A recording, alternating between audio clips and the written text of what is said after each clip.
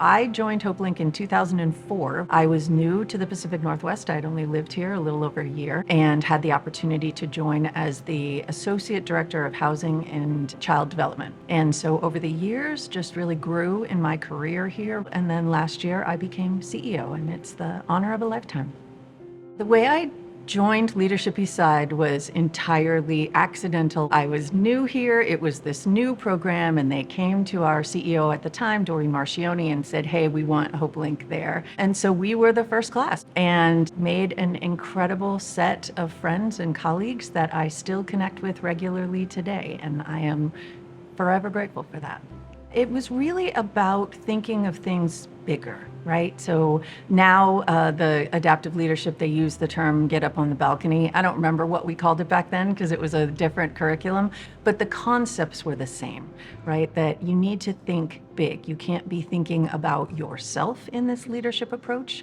You need to think about the broader perspective and who needs what you're about to provide. And coming at this from a nonprofit perspective, it was really great to be there with people who were from for-profit, from government, from education, because we were able to broaden each of our perspectives on understanding what didn't we know and how did we need to think about things differently. Hopelink has operated food markets for the whole time I've been here and decades before.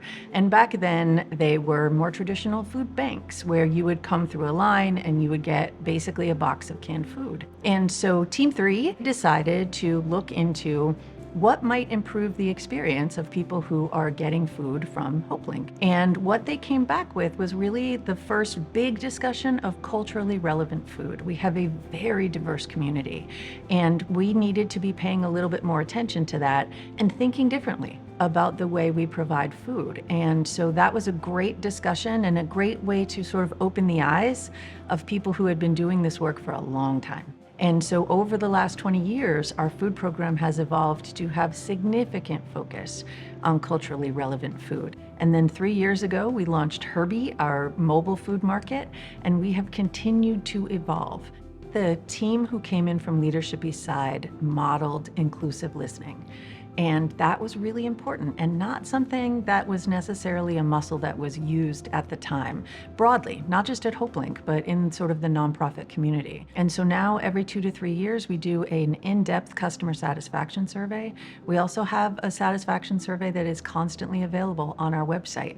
We want to listen and learn. And that started 20 years ago with really seeing the capability and the benefit of asking and then doing something with that information.